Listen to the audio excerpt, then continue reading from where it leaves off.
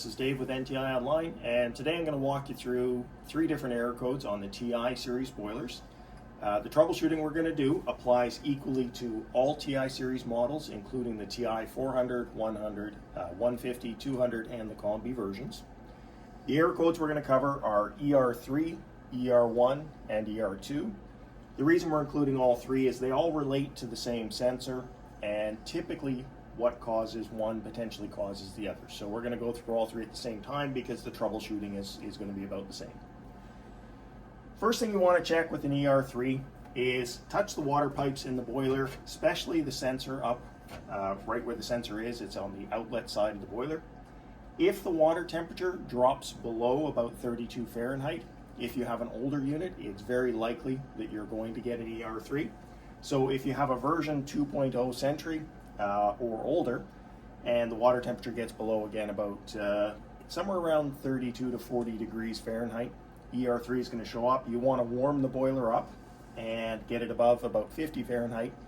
If the problem persists, you're going to proceed to the next step. The next step is to examine this gray wire, and it goes up to this sensor in the top left-hand side of the boiler.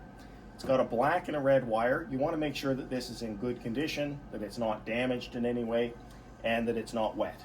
If this gets wet or shorts out or the wire gets chafed, you're very likely to get Er1 or Er2. So we're going to examine that.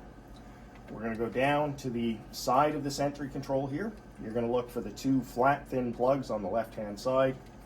Pull out the top one,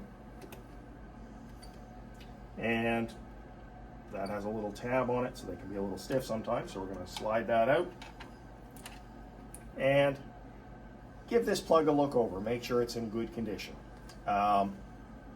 Once you've verified that the plugs are in good shape, just make sure everything's plugged in firmly. This one's a little tough to get to, but a little practice you can get in there.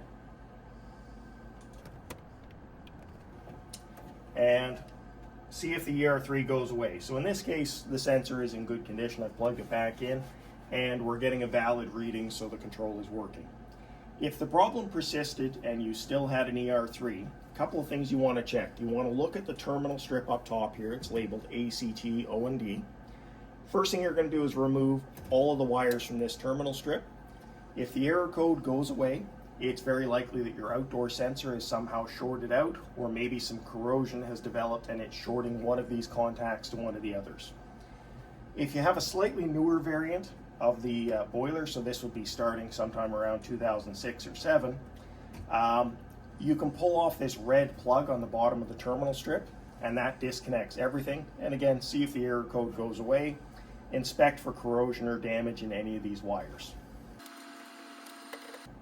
Now that terminal strip, if it fails, is replaceable, so by all means, if you have damage there, make sure you replace that.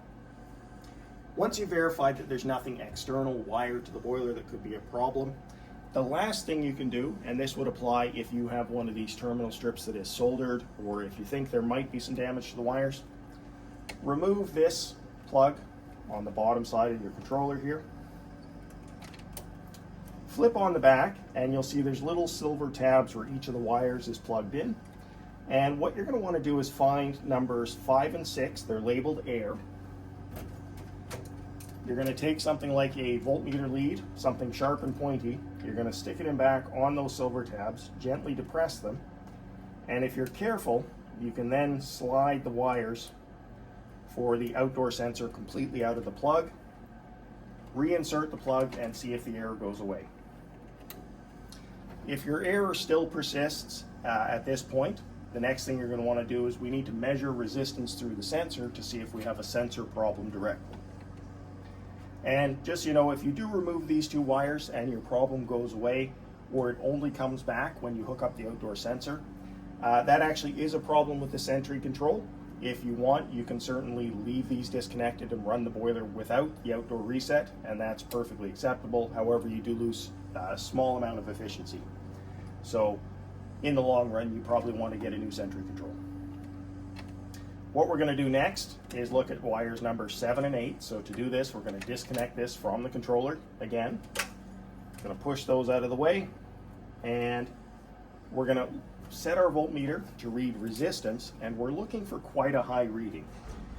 So this is a 1 mega ohm thermistor, which means that at about 70 Fahrenheit, it's going to be 1 million ohms of resistance. If your boiler is cold, sort of in the 50 or even 40 Fahrenheit range, that might be as high as 2 to 3 million ohms of resistance, or it could be all the way down in the low teens in terms of tens of thousands of ohms, depending on how hot or cold your boiler is. So we're going to flip over to resistance. If you have an auto ranging meter, let it auto range. And I'm going to set this to one side here. We'll let the flame probe wire hold it for me for now, I hope. We're going to find this plug, and you want to measure these two connectors. This is where a second set of hands would be quite helpful, but probably you're doing this in the field on your own. So now I've got 1.142 mega ohms. The room I'm standing in is just a little bit colder than about 77, so we're 72, 73. So that's actually a valid reading. If the reading is correct, and a good reading to the sentry control is somewhere between, as I said, about 3 million and maybe 100,000 ohms. If the reading is valid and not outside of that range, and you still get an Er3, then unfortunately you do have a bad control. You're going to have to replace it. If you're getting an Er1 or an Er2, usually that represents a short in the wiring, or your boiler is extremely hot. So if your boiler is getting over 200 Fahrenheit, and you know it's over 200 because it burns your hand when you touch it, you want to make sure you address the reason for the overheating first. That could be a failed circulator, blockage in water flow, something like that. There's a reason your boiler's overheating.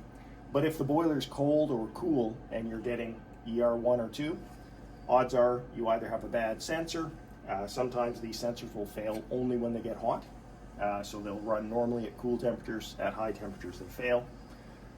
Or you could have a damaged plug or wires, and again, lastly, your sentry control could also be internally damaged, in which case you'll need a new control.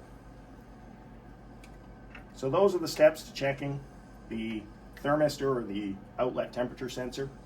Again, we're only removing the outdoor sensor wires because on some older models of Sentry, it may actually cause an Er3 even though it's not a related circuit.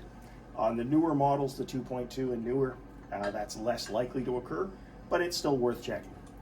Once you've fixed the problem, you can reinsert all your wires and put your boiler back into normal operation. If you have any questions, please call our tech support department at 800-688-2575. Thanks for watching the video today. If you'd like to check out more videos, see the link below. Don't forget to like, share, and subscribe to our channel for all the future updates. And also check us out on Facebook, LinkedIn, and Instagram.